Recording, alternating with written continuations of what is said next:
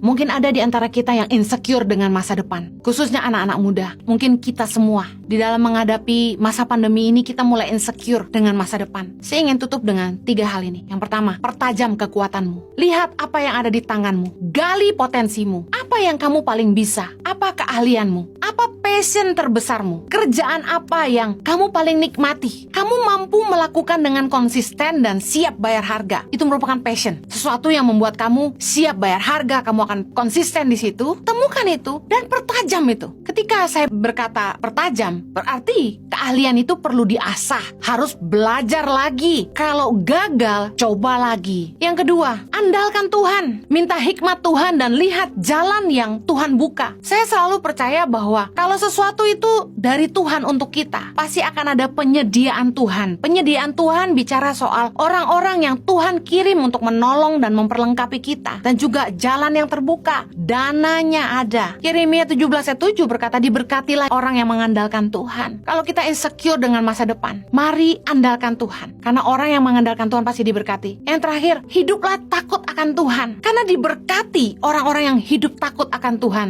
Tuhan akan terlibat dalam hidupmu, asalkan kita sungguh-sungguh hidup dalam kebenaran. Berkat itu bukan tujuan, tapi akibat. Mazmur 112 ayat yang pertama sampai ke-9 berkata begini, haleluya, berbahagialah orang yang takut akan Tuhan, yang sangat suka kepada segala perintahnya. Anak cucunya akan perkasa di bumi. Angkatan orang benar akan diberkati. Harta dan kekayaan ada dalam rumahnya. Kebajikannya tetap untuk selamanya. Di dalam gelap terbit terang bagi orang benar. Pengasih dan penyayang orang yang adil. Mujur orang yang menaruh belas kasihan dan yang memberi pinjaman, yang melakukan urusannya dengan sewajarnya. Sebab ia takkan goyah untuk selama-lamanya. Orang benar itu akan diingat selama-lamanya. Ia tidak takut kepada kabar celaka. Hatinya tetap penuh kepercayaan kepada Tuhan. Hatinya teguh, ia tidak takut sebab ia memandang rendah para lawannya. Ia membagi-bagikan, ia memberikan kepada orang miskin, kebajikannya tetap untuk selama-lamanya. Tanduknya meninggi dalam kemuliaan. Jangan mengejar berkat, karena berkat bukan tujuan tapi akibat. Yang harusnya jadi tujuan adalah gini, pastikan kita hidup benar di hadapan Tuhan. Jaminan firman Tuhan dalam Mazmur 112 ini adalah hidup kita dan anak cucu kita pasti diberkati. Kita akan selalu hidup dalam pertolongan Tuhan. Dikatakan dalam gelap terbit terang bagi orang benar. Hidup dalam damai sejahtera. Dikatakan firman Tuhan, ia tidak akan goyah untuk selama-lamanya. Ia tidak takut kepada kabar celaka. Hatinya tetap penuh kepercayaan kepada Tuhan. Hatinya teguh, ia tidak takut.